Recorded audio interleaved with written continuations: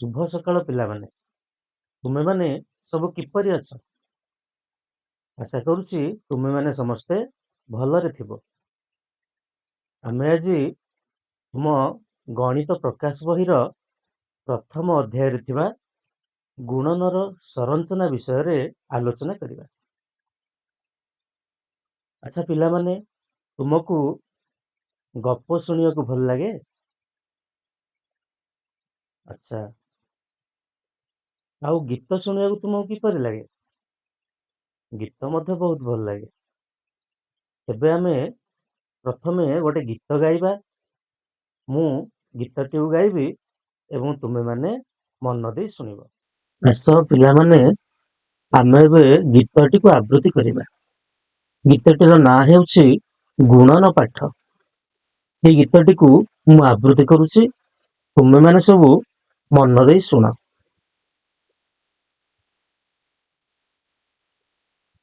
ମୁନ୍ନା ଓ ସୀମା ଦୁଇ ସାଙ୍ଗରେ ଏକାଠି ଯାଉଥିଲେ, କେଉଁ ବିଷୟ କାହାକୁ ଭଲ ଆଲୋଚନା କରିଲେ। ସାଙ୍ଗ ଦୁହେଁ ଆଲୋଚନା କରିଲେ। ମୁନ୍ନା କହିଲା ସାହିତ୍ୟ ଭଲ, ଭଲ ଗଣିତ ପାଠ, ଅଙ୍କ କଷିବା ସହଜ ସିନା, ଗୁଣନ ପାଠ କଷ୍ଟ। ସାଙ୍ଗ ମୋର ଗୁଣନ ପାଠ କଷ୍ଟ। ସୀମା କହିଲା ଗୁଣନ ପାଠ ହେବ ଭାରି ମଧୁର, ଗୁଣକ ଘରେ ଥିବରେ ଯାହିଁ ଦଶ ଶହେ ହଜାର। ସାଥୀ ମୋର ଦଶ ଶହେ ହଜାର। ଆଚ୍ଛା କଥାଟେ କହିଲୁ ସାଙ୍ଗ, ଗୁଣନର ମରମ। ଗୁଣକ ଯଦି ଏପରି ହେବ, ନହେବ ମତି ଭ୍ରମ। ମିତ ମୋର ନହେବ ମତି ଭ୍ରମ। ଆଚ୍ଛା ପିଲାମାନେ, এই ଗୀତଟି ତୁମକୁ ଭଲ ଲାଗିଲା ତ? ଆଚ୍ଛା ଠିକ ଅଛି, ତାହେଲେ ଆମେ ଏବେ ଗୁଣନର ସଂରଚନା ବିଷୟରେ ଆଗକୁ ବଢିବା।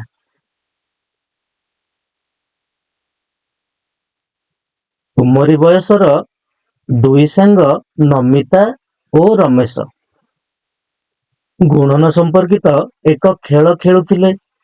ସେମାନେ ଖେଳୁ ଖେଳୁ ଏହି ସିଦ୍ଧାନ୍ତରେ ଉପନୀତ ହେଲେ ଯେ ଅନ୍ୟ କୌଣସି ସଂଖ୍ୟା ଦ୍ୱାରା ଗୁଣିବା ଅପେକ୍ଷା 10, 100, 1000 ଏପରି ସଂଖ୍ୟା ଦ୍ୱାରା ଗୁଣିବା ଅତି ସହଜ।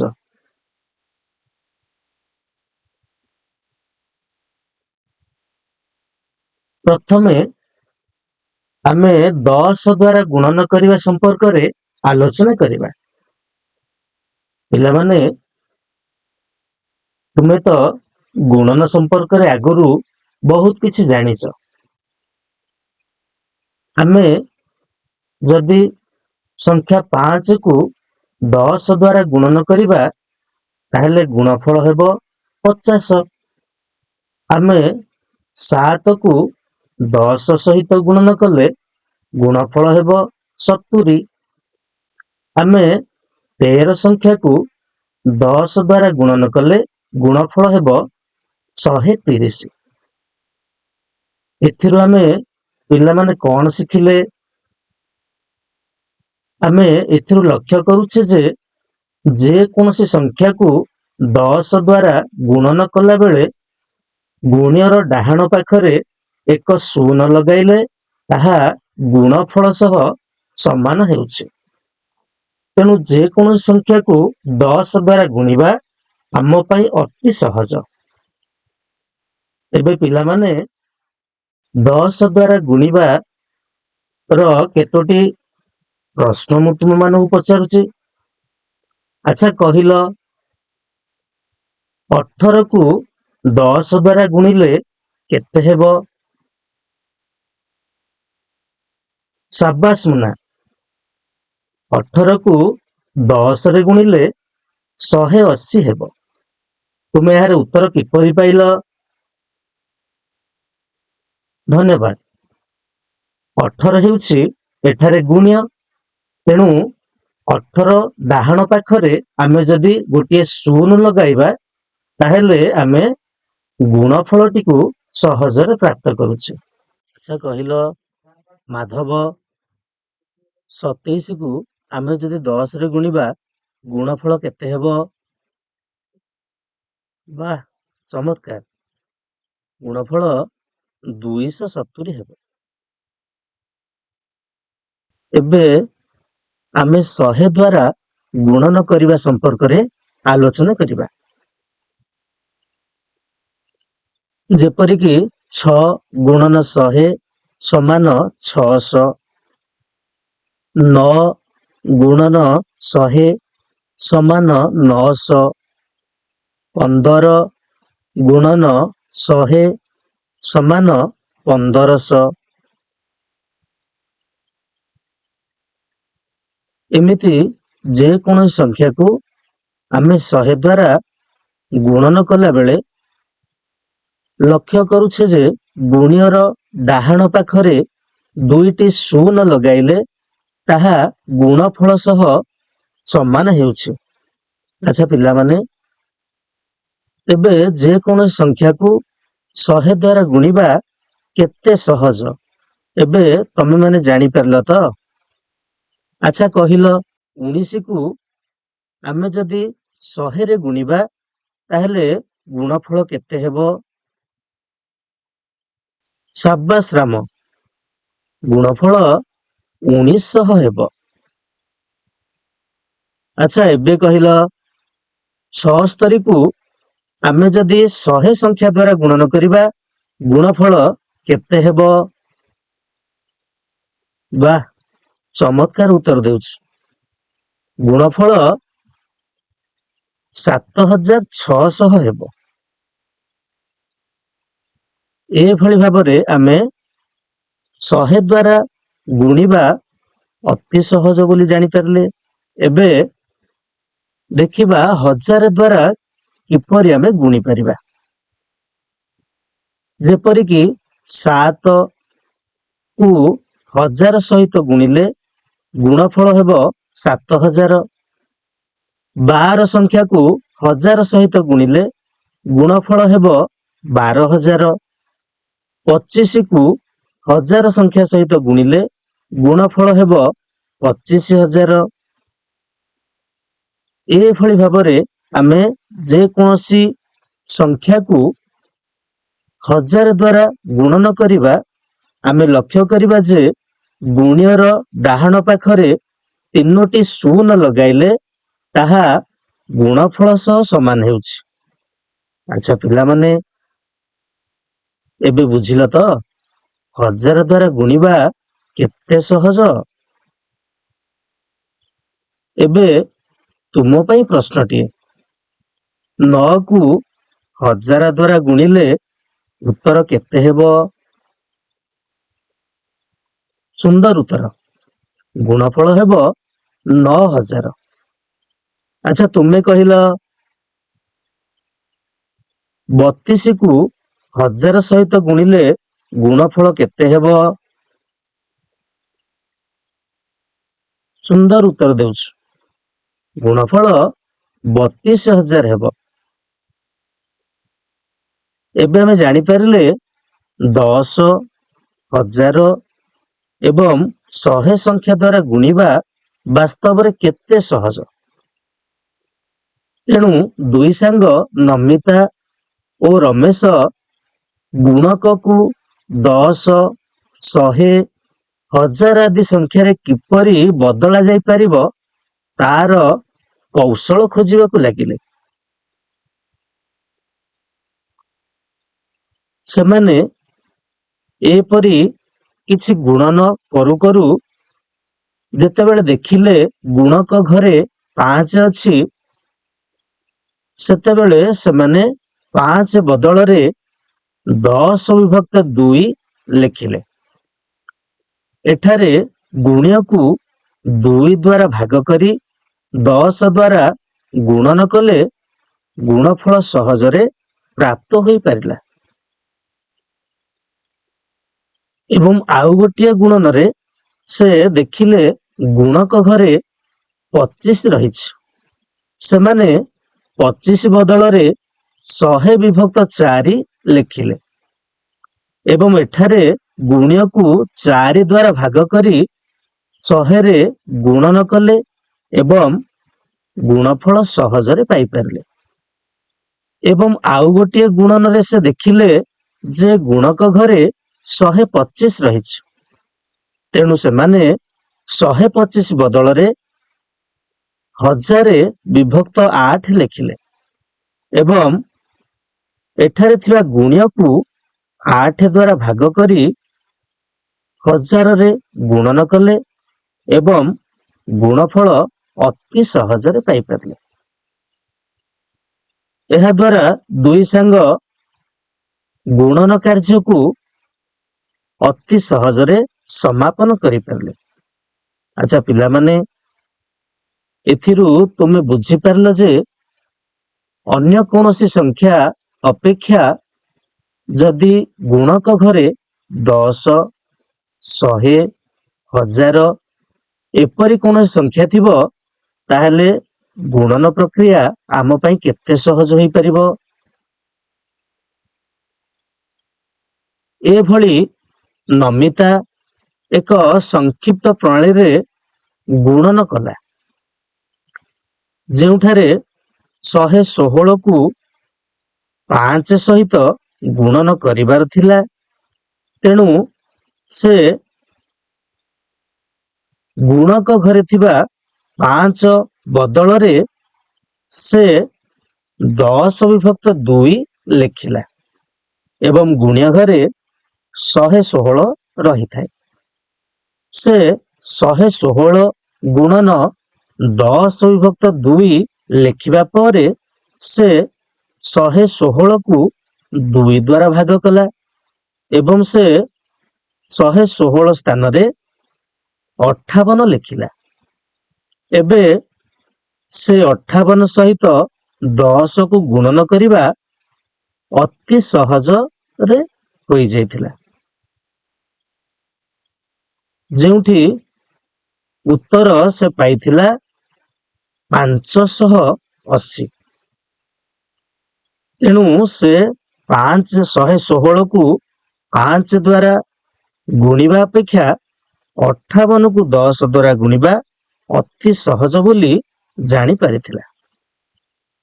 ତାର ସାଙ୍ଗ ରମେଶ ସଂକ୍ଷିପ୍ତ ପ୍ରଣାଳୀରେ ଆଉ ଗୋଟିଏ ଗୁଣନ କରିବା ଆରମ୍ଭ କଲା, ଯେଉଁ ଗୁଣନଟି ଥିଲା 824 ଗୁଣନ 25। ଏହି ଗୁଣନଟିକୁ ସେ ନିମ୍ନ କୌଶଳ ଅବଲମ୍ବନ କରି ନିର୍ଣ୍ଣୟ କଲା,